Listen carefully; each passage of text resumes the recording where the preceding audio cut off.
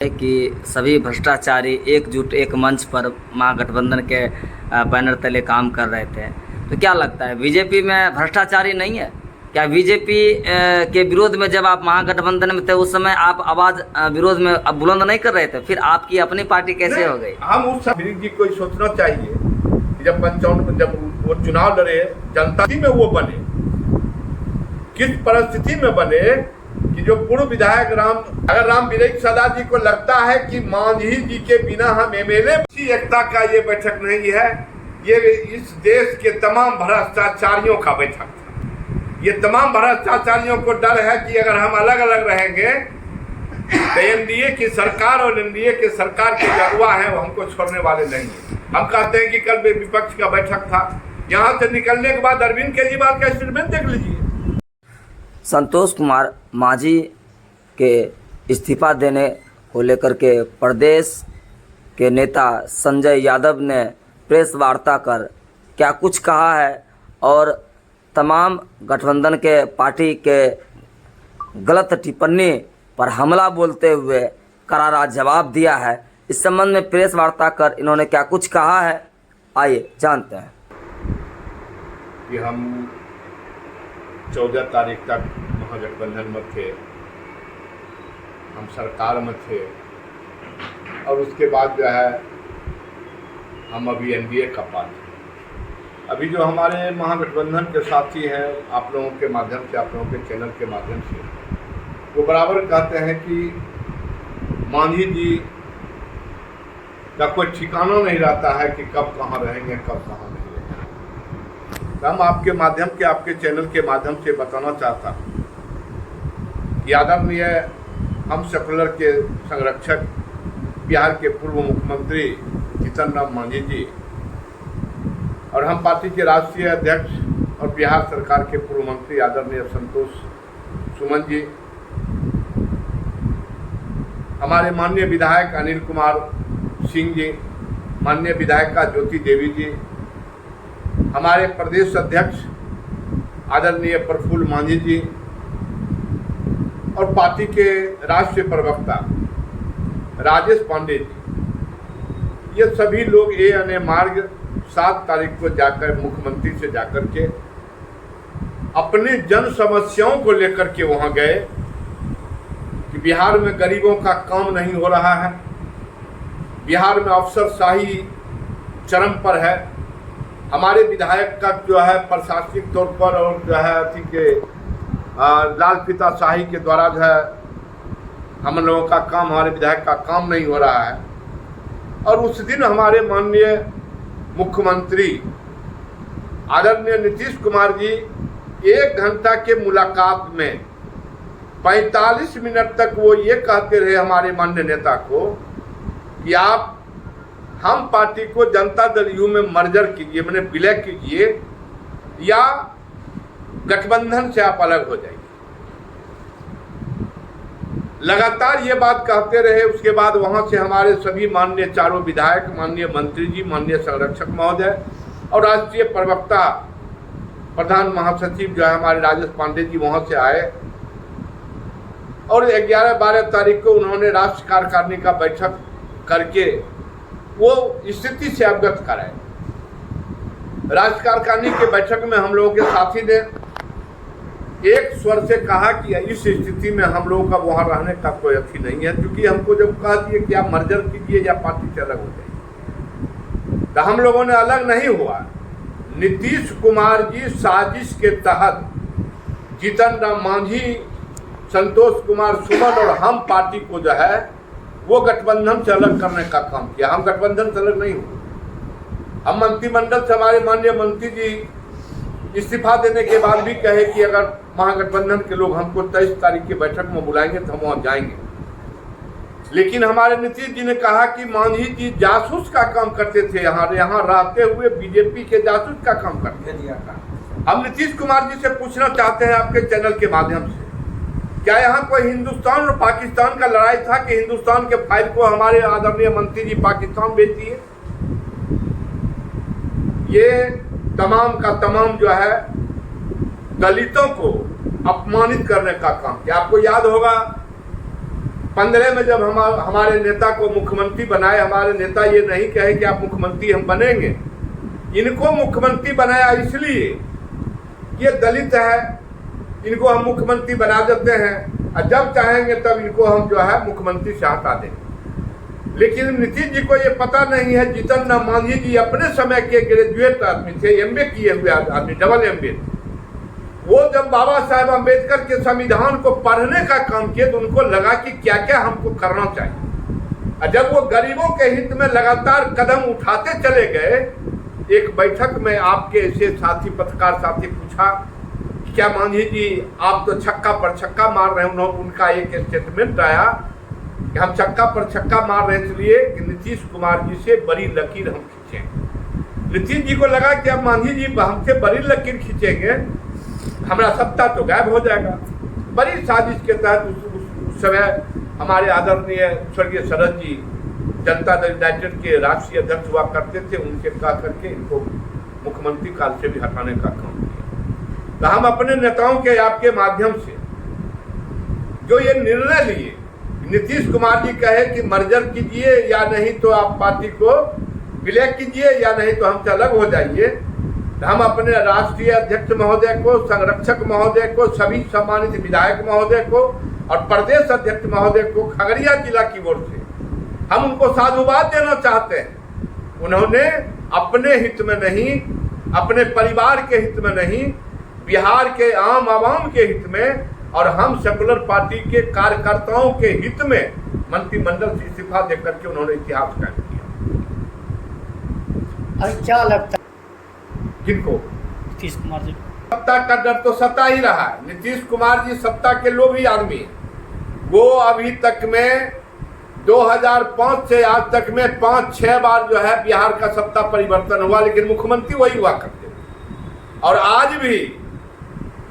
आज भी उनको सत्ता का डर सता रहा है। अभी आप देख लीजिए, हम तो आरजेडी के साथी को कहना चाहेंगे, हम बिहार के उप मुख्यमंत्री को आपके चैनल के माध्यम से कहना चाहेंगे कि आरजेडी का 6 महीना पहले कार्तिक मास्टर साहब और सुधाकर सिंह के द्वारा जो है मंत्रिमंडल से त्यागपत्र दिया गया, खाली हुआ, वो 6 महीना में पूरा नहीं किए।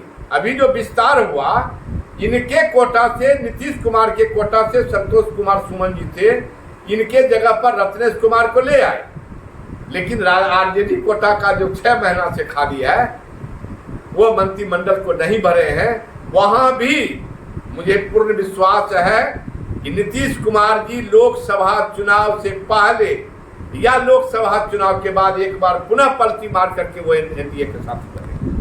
आने वाले लोकसभा चुनाव में आपकी पार्टी और आपके जनता, आपके समुदाय के लोग आखिर क्या भूमिका निभाएंगे, क्या लगता है? देखिए, आने वाले लोकसभा चुनाव में हम आपके चैनल के माध्यम से कहना चाहेंगे कि पिछला जो 19 का लोकसभा का चुनाव हुआ, अभी जो हमारे आदरणीय केसर साहब सांसद हैं वो एनडीए के सांसद हैं। हम उस समय 19 में महागठबंधन के पार्ट थे, लेकिन वो एनडीए के सांसद हैं। और परबत्ता विधानसभा 20 के चुनाव में परबत्ता विधानसभा और बेलदौर विधानसभा वो एनडीए के पार्ट बन के चुनाव है। अभी भले वो महागठबंधन में है, लेकिन वो दोनों हमारे माननीय विधायक, एनडीए का विधायक और खगड़िया और अलौली, अगर चिराग पासवान जी का कैंडिडेट नहीं रहता, खगड़िया भी एनडीए का विधायक होते और अलौली भी एनडीए का विधायक होते। इसलिए हम आपके चैनल के माध्यम से बताना चाहते हैं कि 24 के लोकसभा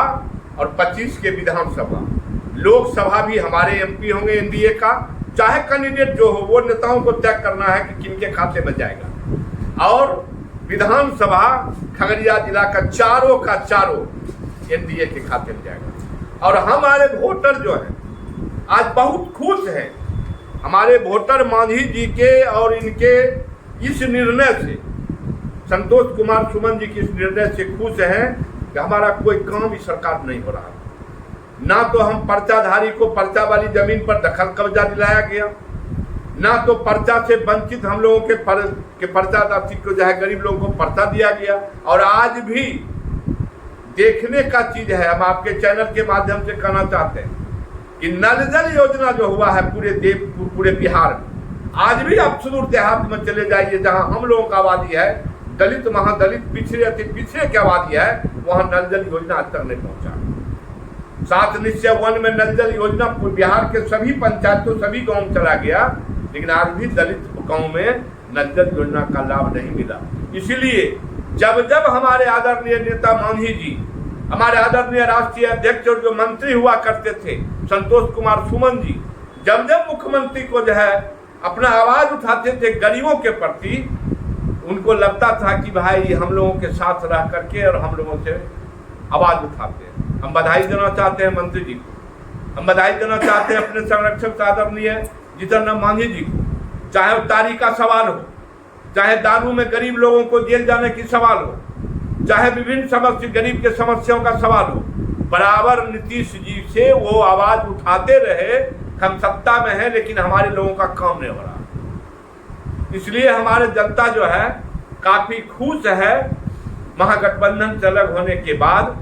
इसलिए हम खगड़िया की तरफ से अपने तमाम विधायक अनिल कुमार जी को, प्रफुल्ल जी जो हमारे प्रदेश अध्यक्ष भी हैं, विधायक हैं सिकंदरा से, ज्योति जी हमारी विधायिका है, हमारे संरक्षक महोदय आदरणीय जीतन राम मांझी जो बिहार के पूर्व मुख्यमंत्री हैं, इनका जो निर्णय हुआ गरीबों के हित में, बेरोजगारों के हित में, सामाजिक न्याय के हित में, हम उसके निर्णय को हम स्वागत करते हैं। जिस पार्टी में आपकी पार्टी विलय हो रही है, एनडीए की पार्टी में विलय हो रही है हम पार्टी तो गरीबों की जनता कही जाती है या चर्चा आप कह रहे हैं, लेकिन बीजेपी की अगर बात करें, एनडीए की बात करें तो वो तो व्यापारियों की पार्टी है, वो तो गरीब और महादलित को कहाँ देखने का काम करती है। फिर आपकी पार्टी वहाँ कैसे विलय हो गई? नहीं, हमारी पार्टी विलय नहीं हो गई जी।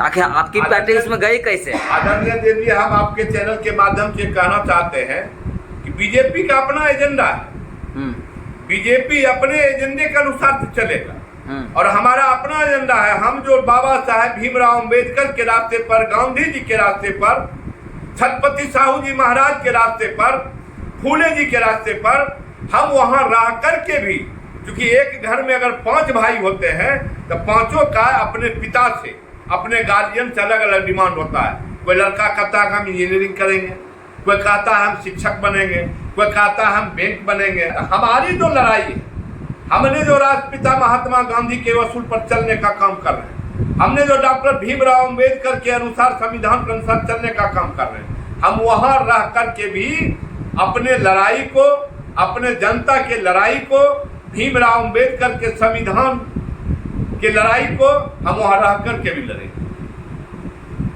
इसी एकता का ये बैठक नहीं है, ये इस देश के तमाम भ्रष्टाचारियों का बैठक था। ये तमाम भ्रष्टाचारियों को डर है कि अगर हम अलग अलग रहेंगे तो एनडीए की सरकार और एनडीए के सरकार के जो अगुवा हैं वो हमको छोड़ने वाले नहीं।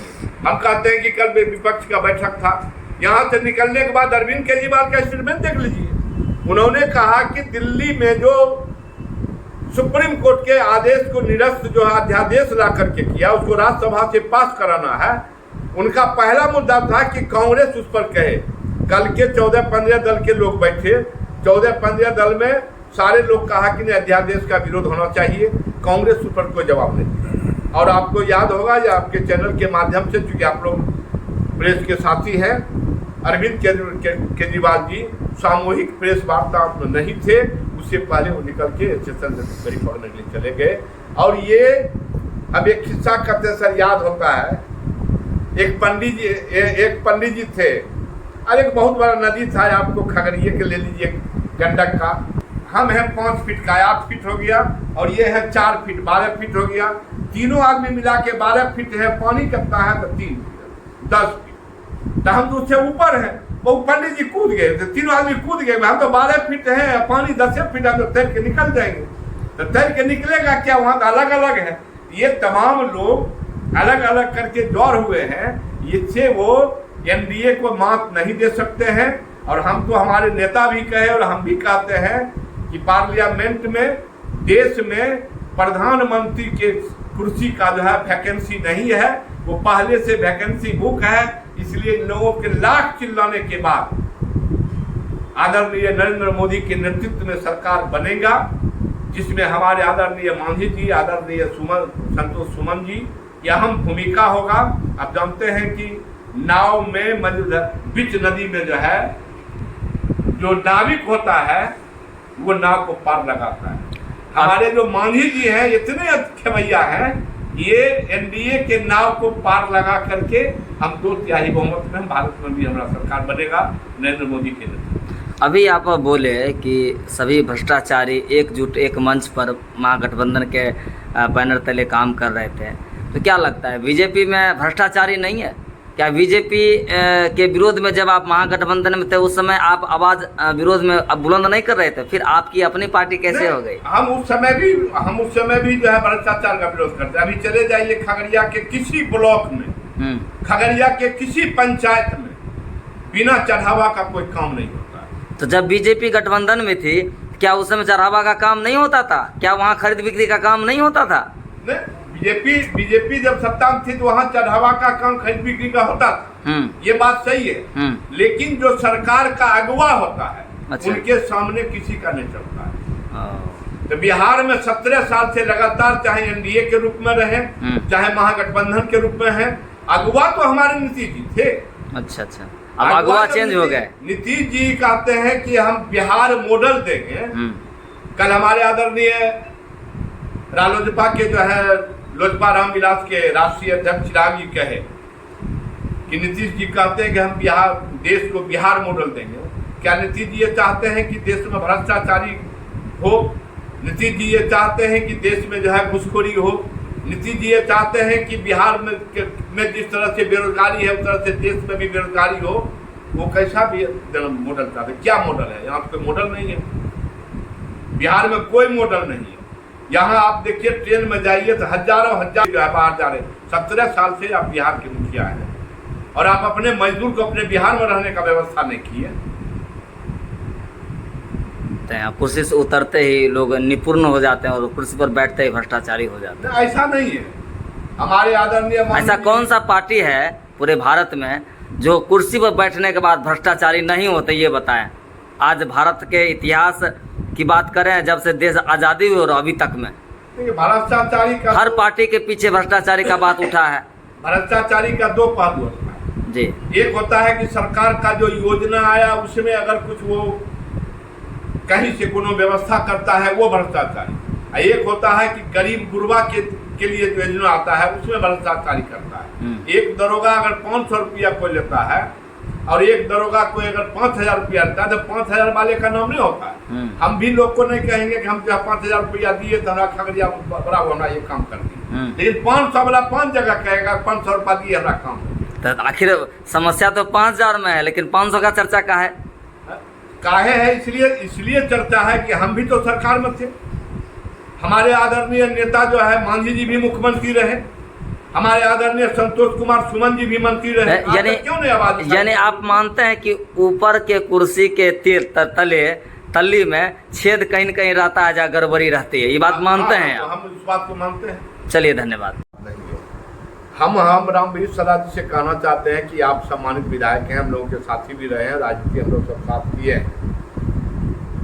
आप जिस मांझी जी को कहते हैं कि इनका कोई ठिकाना नहीं रहता है, तो रामवीर जी को सोचना चाहिए कि जब वो चुनाव लड़े जनता दल से और चुनाव हारने के बाद वो जदयू में चले गए, फिर जदयू से चुनाव लड़े तो वहाँ से हारने के बाद वो कांग्रेस में चले गए, फिर वहाँ से आकर के आरजेडी आए और आरजेडी में विधायक किस परिस्थिति में वो बने, किस परिस्थिति में बने कि जो पूर्व विधायक रामचंद्र सदा जी थे वो लोजपा कैंडिडेट थे चिराग पासवान का, और उन्होंने 26,000 वोट लाया और मात्र 3,000 वोट से रामवीर सदा जी जीते। अगर रामवीर सदा जी को लगता है कि मांझी जी के बिना हम एमएलए बन गए, ठीक है, हम उनके विरोध में थे, हमारा कैंडिडेट साधना देवी थी, लेकिन मुसहर समाज के लोग उनको वोट दिया। अगर उनको लगता है कि बिना मुसहर समाज के हम एमएलए बन गए तो आने वाले विधानसभा चुनाव में रामवीर सदा जी जमानत नहीं बचा पाए, और उससे हमसे ज्यादा जो है उसी समाज के हैं ये